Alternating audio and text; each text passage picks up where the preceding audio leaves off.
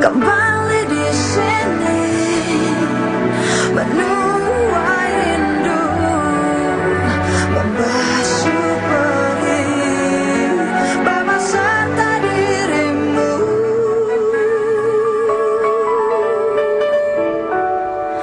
Dirimu yang dulu mencintaiku, apa adanya.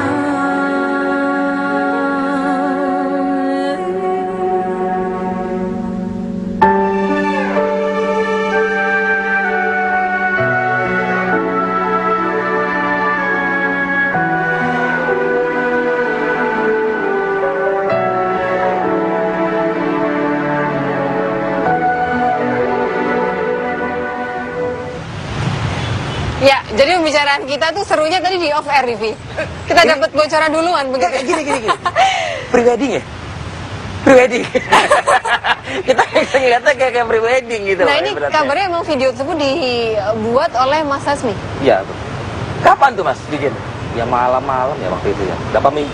Awal bulan ini lah. Awal bulan? Iya. Dan sejauh ini di YouTube udah berapa banyak tuh yang melihat? Sebetulnya saya unggah pertama bukan di YouTube tuh, Mas. Pertama kali saya di Facebook ya. Iya. Saya di Facebook dulu, saya juga kaget 1, 2 hari, 3 hari udah mencapai hampir 9.000 orang reshare. Ya, terus paralel saya upload di YouTube. Sampai hari ini mungkin sekitar 150.000 penonton gitu. Dalam kurun waktu masih beberapa hari ya? Iya. Oke, itu dibikin di rumah? Ya di rumah. Ngedit sendiri gitu? Itu kan kalau kita biasa ngedit video nggak terlalu sulit, Mas. Ini kan cuma dari iPhoto kita injek, kita masukin embed lagu aja. Kalau saya kan juga biasa bikin video untuk video blogging. Ini sebetulnya ya nggak terlalu sulit, cuman mungkin memang masyarakat kita ini kan agak unik ya. Pilpres kali ini kan ini mungkin pertama kali di dunia nih. Jadi Pilpres bukan hanya sekedar mencari presiden yang terbaik, tetapi negara ini juga sedang mencari ibu negara yang terbaik gitu. Ya arahnya memang ya suka tidak suka ya. Faktanya memang Ibu Titi itu yang didambakan masyarakat. Oke. Kalau misalnya Mas Hasmi bilang ibu negara yang baik, yang dua perempuan sebelah sana tuh berebut itu takutnya tuh. Pengen juga jadi ibu negara takutnya. Tapi saya yakin setiap perempuan tuh tahu batas setiap momentum lah. Oke. Tahu diri. Oke, Mas Hasmi, dapetin isi dari foto-foto ini tuh gimana? Sulit nggak sih gitu dapetin?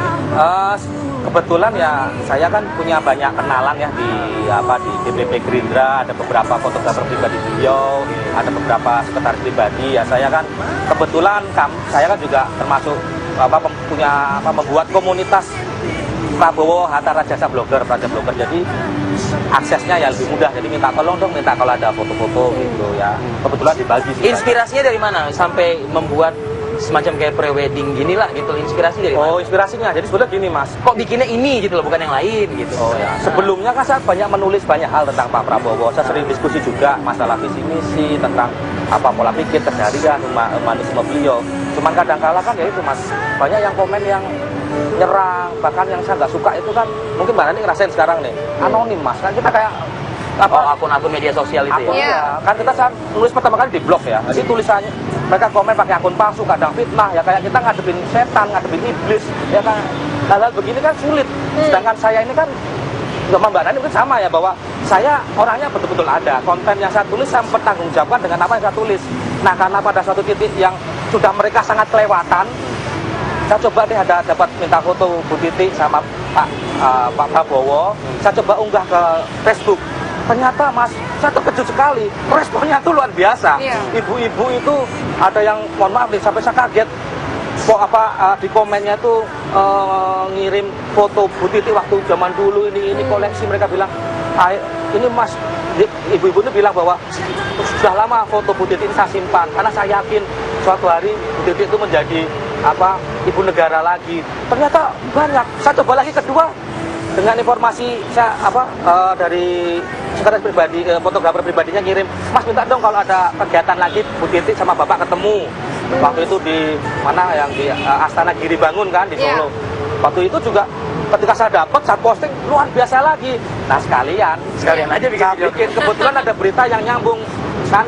Rasa kita bingungan ya dulu ya, tiba-tiba Bapak sama Pak Prabowo sama Bu Titi tiba-tiba berpisah, terus bagaimana ceritanya, orang penasaran. Iya. Itu padahal di mata saya tahu betul masyarakat sekarang menganggap bahwa Bapak dan Ibu Titi itu ideal. Iya. Cuman ya problemnya kan macam-macam ya Mas ya, tidak Baik. semudah itu juga gitu. Mas Hasmi, Ya. tentunya juga respon banyak ketika Anda mengupload foto-foto tersebut. Oh. Juga tidak sedikit juga yang mencaci maki Anda, pasti Ya. di situ. Ya pasti ada Mas. Perasaan Anda Iya, bagaimana? Ya perasaannya karena saya sudah biasa dibully pagi sama itu ya biasa saja gitu. Ya dongkol pasti, cuman ini kan kadang cuman saya batinnya ya, karena ini urusannya perasaan ya. Ya kelewatan banget ya urusan perasaan sampai dibully, dicaci maki ya. Apa nggak lebih baik mendoakan gitu kan, mempermudah, apalagi urusan pernikahan beliau ini kan problemnya nggak sekedar ayo rujuk-rujuk selesai, bukan, tapi kan ada permasalahan dari sisi hukum keagamaan sama sisi hukum pemerintahan ya.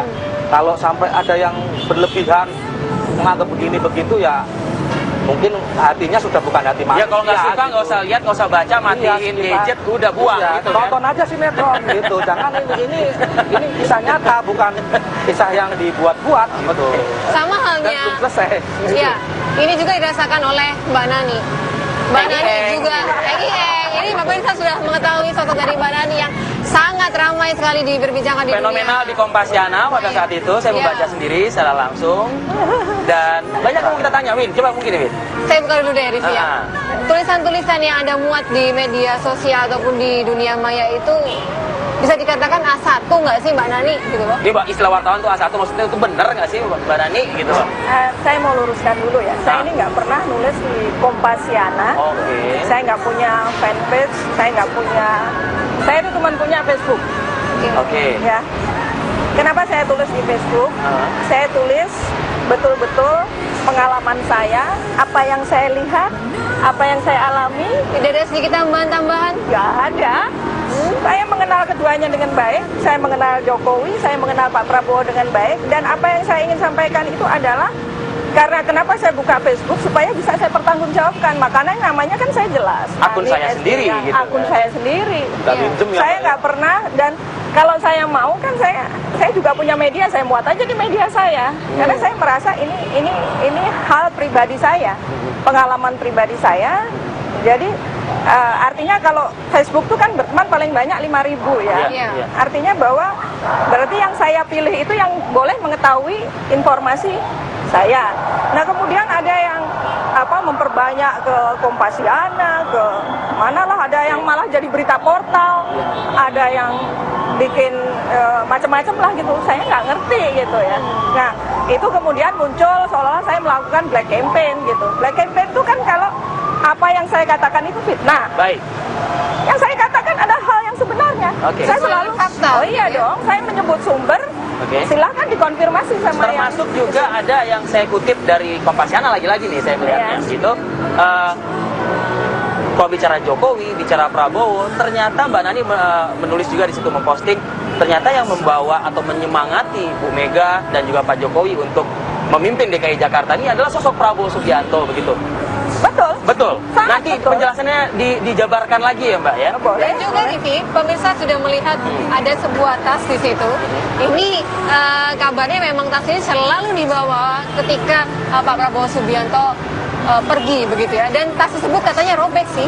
Nah, ini Mbak Nani tahu kebenarannya mengenai tas tersebut. Sesaat lagi pemirsa kita akan kembali. Sepi-sepi.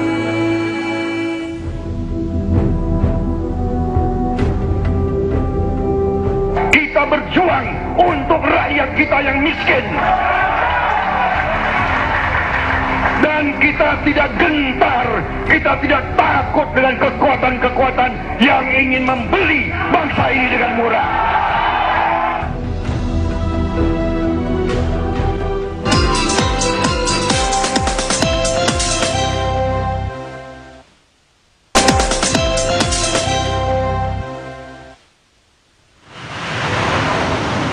Ya, kembali lagi bersama kami. Tadi sempat terputus pertanyaan. Ya.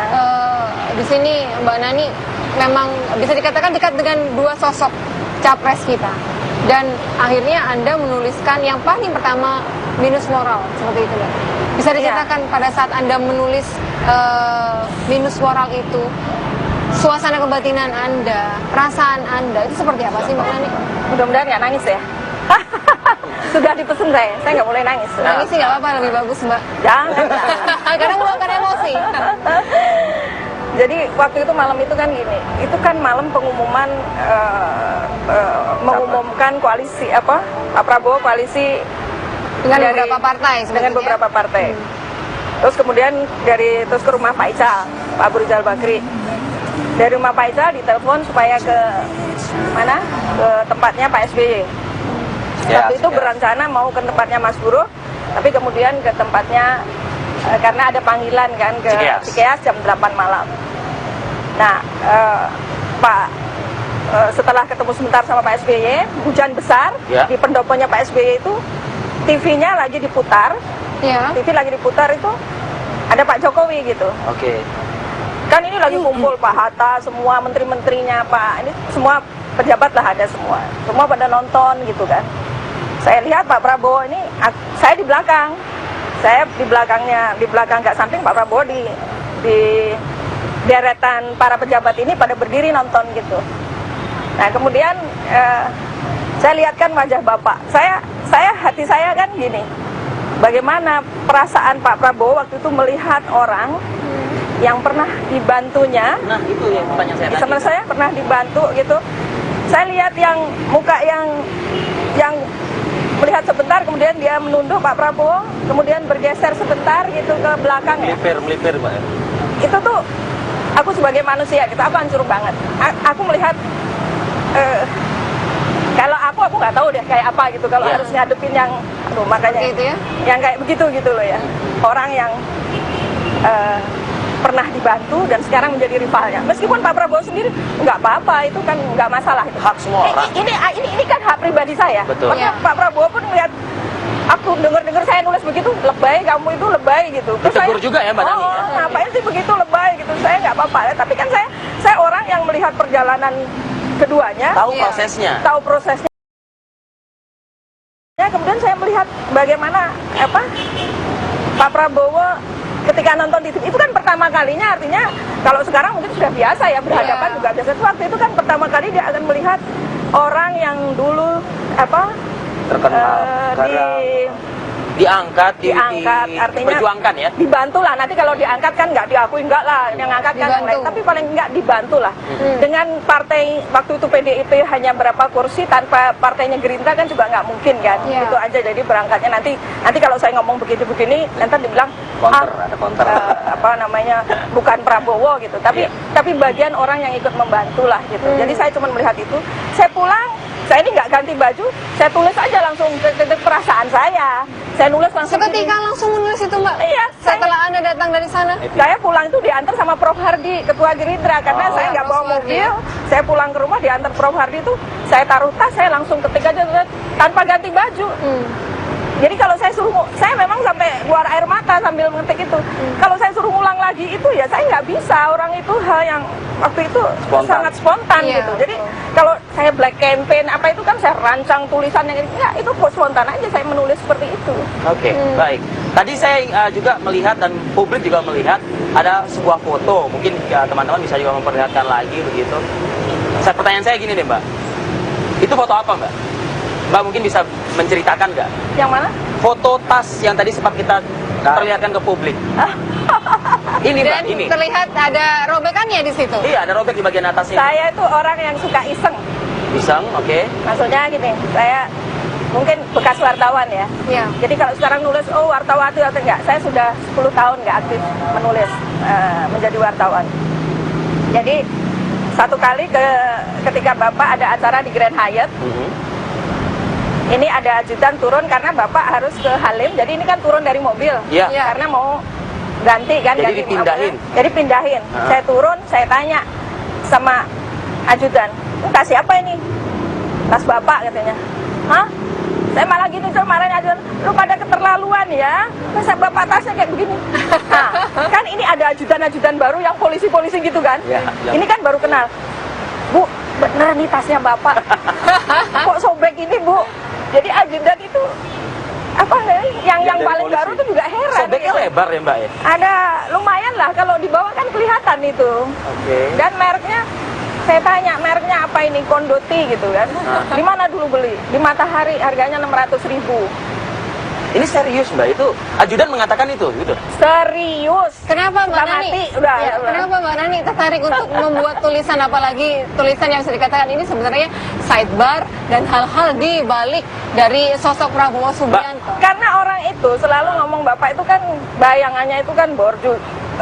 Yang bikin Pak Prabowo itu kalau pagi sarapan tuh sarungan. Iya, betul. Oke. Terus kemudian ada itu. dia itu Bapak itu, Mas punya batiknya tuh kalau nggak salah 11. Dulu saya tuh baru ngomel ke orang-orang, anu beliin dong Bapak baju, masa batunya batik itu aja Iya, itu. iya, iya. Bapak itu kalau untuk orang lain Mas, ya apa-apa dikasih. Tapi Iya. untuk dirinya sendiri dia nggak mikir gitu loh. Oke. Betul. Nah kira-kira orangnya itu Lomo seperti kalau itu rasa. gitu. Jadi kalau apa ya? Mas Hasmi, Ya. terkejut nggak? Kaget juga nggak Mas Hasmi ngelihat tas seorang tokoh gitu loh ibaratnya, ya kan? Seperti itu gitu loh. Ya terkejut juga, maksudnya saya juga Nggak percaya kan? Nggak percaya awalnya kan? ini sebetulnya saya kan juga udah tahu bahwa memang Bapak kan kesehariannya memang humble ya, sederhana. Tapi kalau sampai robek ya kebangetan juga gitu loh. Ya, saya pikir ya sederhana aja. Habis ini pasukan pada marah sama saya gitu. Nanti ngapain keluar-keluar di sini? Saya kaget betul balu. Masa Oke, Mas Hasmi, saya menganggap Mas Hasmi ini fansnya Pak Prabowo gitu ya. ya, termasuk penggemar berat. Kenapa? Kenapa melihat sosok Prabowo dan sampai harus gini. apa ya, menjadikan panutan lah begitu buat orang. Jadi jarang Mas ya, apa di dunia politik Indonesia gitu, karakter Jawa kan belum sama orang Jawa, jadi karakter Jawa orang yang masih blokosuto, yang belak-belakan apa adanya. Biasanya kan karakternya masih, ya mohon maaf pakai bahasa yang ya dihalus-halus, nyenengin dan sebagainya. Ya itu mungkin ada suatu tempat cocok gitu. Tetapi dalam era kondisi bangsa kita yang seperti ini, saya merasa harusnya begini, das gitu loh. Oke. Ya iya, enggak gitu. Jadi kita enggak terlalu membuang waktu untuk menerjemahkan perintah atau menerjemahkan konsep. Itu kan ya gimana Mas ya, ini Ya. eranya enggak seperti ini. Kita era persaingannya dengan bangsa lain gitu. Iya. Oke. Baik, dan juga tidak terlepas ketika saya membaca buku ini, saya membawa buku ini, pedangnya ini baca. merupakan tulisan dari Mas Hasmi, Ya, kumpulan dan tulisan. dengan judul yang cukup mengagetkan sebenarnya Rivi dan Apa juga tuh? pemirsa. Diculik Prabowo. Ini kan sensitif ya kalau berbicara mengenai diculik, ada hashtagnya diculik begitu. Nanti kita akan bertanya ini dan Mas Hasmi bisa menjelaskan secara lebih detail mengenai buku tersebut. Tapi kita harus jeda ya Mas ya. Ya. Kita akan kembali sesaat lagi. Mani air.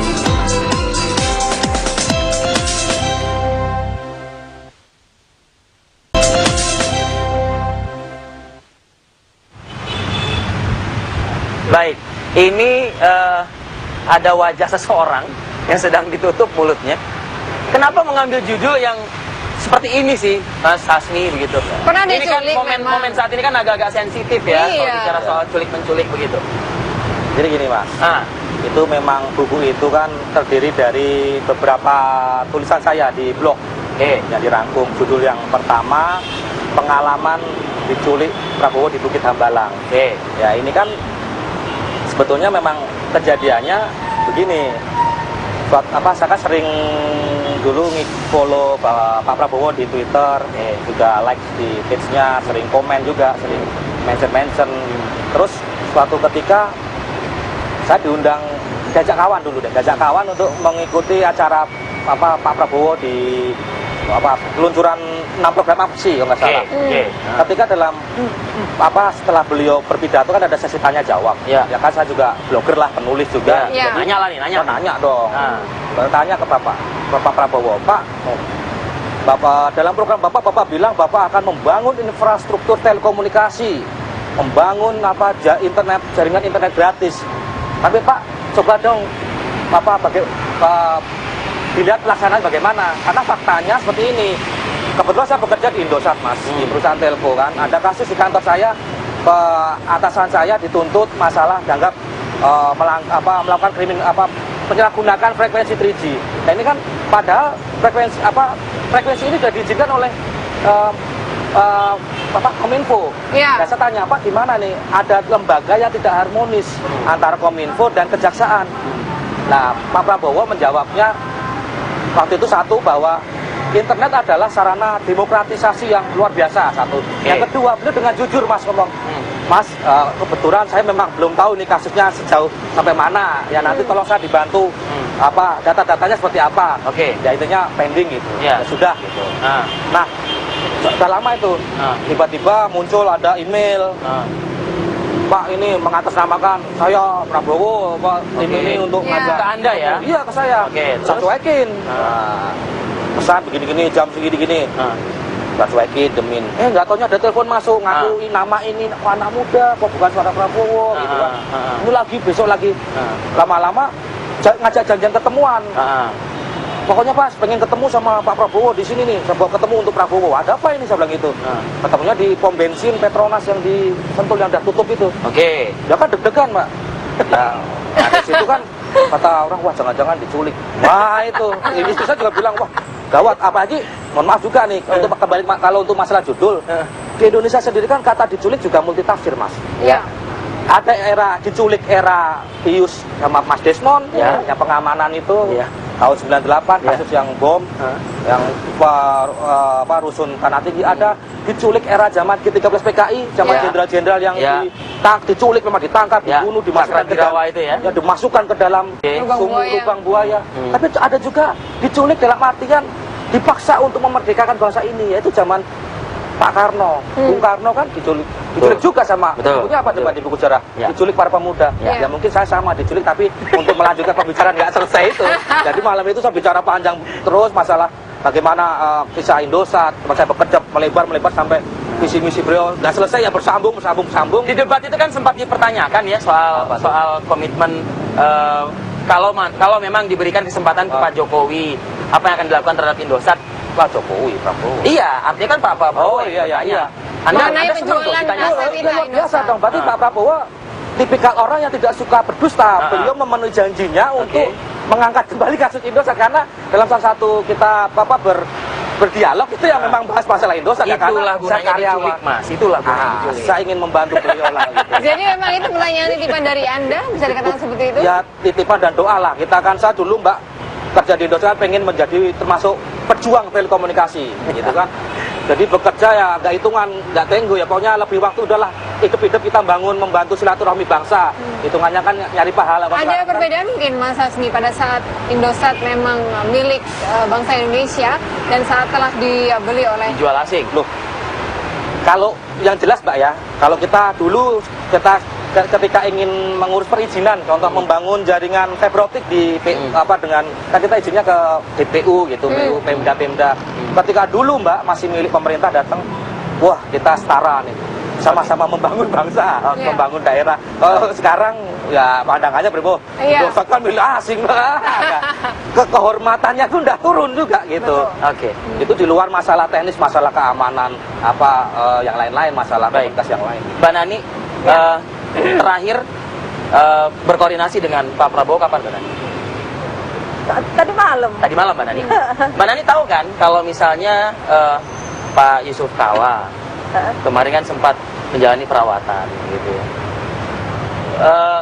Ada nggak sih Pak Prabowo atau kekhawatiran Bu Nani lah yang mendampingi Bapak ya, begitu ya?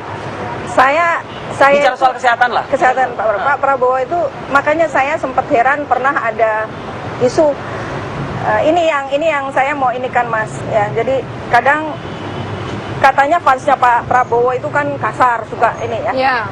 Justru coba lihat ya, ketika Pak JK kemarin dibawa ke rumah sakit dan benar memang masuk rumah sakit, kok nggak ada yang bully ya? Maksudnya orang-orang pecintanya Pak Prabowo itu nggak ada. Kita tidak mengharapkan bully loh, kita mendoakan. Mendoakan, dan banyak yang, dan saya pun juga tidak menulis kok di Facebook saya soal Pak JK itu. Jadi kalau kita mau itu ya. Tapi sebaliknya, kalau Anda ingat 2 minggu lalu, Pak Prabowo katanya 2 hari stroke. Padahal hari pertama ke tempatnya ke Wisma Bakri. Oh ya, saya ingat pada saat itu memang tidak menjalani kampanye karena memang istirahat total untuk persiapan debat. Bukan istirahat, karena memang ada pertemuan internal yang kan kan kalau ini kan nggak mungkin terus ke lapangan. Ya. Ada beberapa harus ngatur strategi Ya, kan. Yang hari pertama yang dikatakan stroke itu kan pergi Ya. ke kantornya Bakri kan, Ya. di Wisma Bakri, ketemu dengan beberapa orang Golkar di beberapa daerah. Kemudian hari kedua Berita Satu dan TV One yang wawancara di rumahnya di Hambalang. Iya, Betul. iya, iya.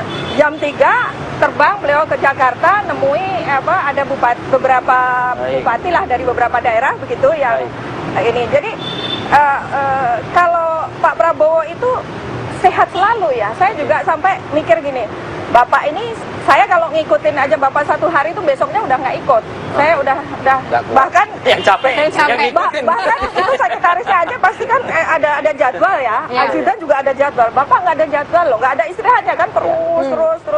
Kadang-kadang dikasih jadwal, oke istirahat. Tapi dia ternyata Bapak itu nggak istirahat. Nanti dia ketemuin siapa lagi begitu. Baik. Dia Bapak itu cukup makan bawang putih. No.